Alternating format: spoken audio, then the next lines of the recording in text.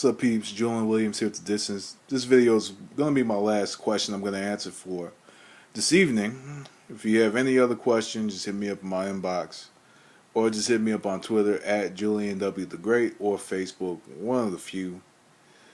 So anyway, this one's going to be hopefully short but sweet. I do have the tendency of having diarrhea of the mouth and going on longer than I should on most videos, unfortunately. So this one's going to be this question was, who is the greatest trash talker of all time?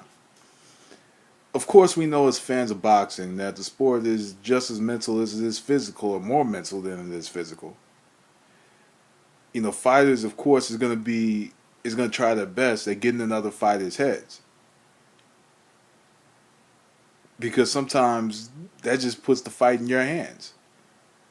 If you could go in and mentally get into, your opponent's head, it gives you a psychological advantage. There have been lots of great trash talkers throughout boxing over the years.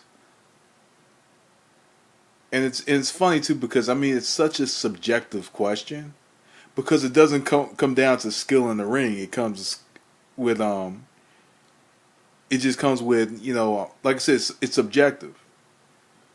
So with me, of course, I'm going to go with Muhammad Ali.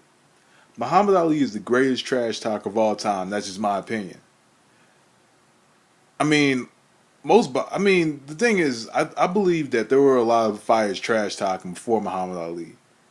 It just was not portrayed in the media, the way it was with Muhammad Ali, because Ali was doing it in such an overt way that, it was must-see TV. The fact that this man is just so confident that he's going to beat he's going to beat his opponent. It was amazing to me how he would get in fighters' heads, and then he took it to another level when he came back and he fought Joe Frazier. And even before that, he was getting in opponents' head. For example, Ernie Terrell, when he kept calling them Cassius, and he has this video somewhere on the internet where he said, "Well, I'm used to calling them Cassius," but then he was making that song, baiting them on some late night talk show called "Here Cassius" or "Hey Cassius," something like that. Some homosexual stuff. I don't know. I don't care. But it's just the way that Ali got an opponent's head, and he was the standard. He was the standard. Calling the man Uncle Tom was extremely serious during the Civil Rights Movement. It was extreme. It was serious. That's the way to piss a black man off, is calling him an Uncle Tom. That's one of the worst things that you could call a black man. Hell, it's still a bad thing to call a black man now. And Uncle is an Uncle Tom. But I'm gonna go with Muhammad Ali because he started it all. He paved the way for fighters of trash talk to get themselves into some big fights and make millions of dollars. If it wasn't for Muhammad Ali, do you really think that David Haye would have gotten into the title picture with Vladimir Klitschko? Would Prince Nassim been, must-see television if he didn't trash talk? Would Floyd Mayweather be, Money Mayweather right now if he didn't trash talk? And Floyd was extremely humble for the first 10, 11 years of his career. He was extremely humble. But Muhammad Ali, and a lot of fighters had the personality aspect. Of course, Benny Leonard, Jack Dempsey, Joe Louis had somewhat of one. Men that were just loved by the media. Ali was a black Muslim. The FBI even saw the Nation of Islam to be, a terrorist organization around this time. With men like Malcolm X, Elijah Muhammad, who supported, Muhammad Ali. It was, and it's funny because, I wonder to myself to this day, why would the FBI find the Nation of Islam, a religious organization, to be a terrorist?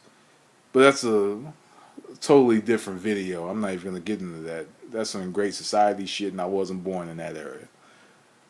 But anyway, Muhammad Ali was the man. he talked shit. And he always had some shit to talk about. With anybody he fought, he was never all that humble to any opponent. He was always talking. He didn't really believe that much in being a class act, and he knew being a black Muslim, as what they refer to African American Muslims in the '60s. He's going to be a target either way. He's going to be a target. So so what did he do? He talked trash, and he did it before that too. Because you can see some other fights, and you can see he's talking to his opponent. But he mastered the mind games so well early in his career that it brought out those lucrative fights with Joe Frazier, the lucrative fight with George Foreman, the lucrative fight with even Larry Holmes. It was lucrative, even though that fight should have never fucking happened. It just brought about so many lucrative fights. The rematch with Floyd Patterson. After Floyd Patterson, ripped out Frank Sinatra when Frank Sinatra came to his dressing room and told him that America needed him to win the fight. It's funny, but like I said, out of all these fighters, I know some fighters like to take it to the next level. I gotta go with Muhammad Ali, the greatest trash talker ever. Same way, peeps. Let me know what you think. That was Distance, and thanks for watching. Peace.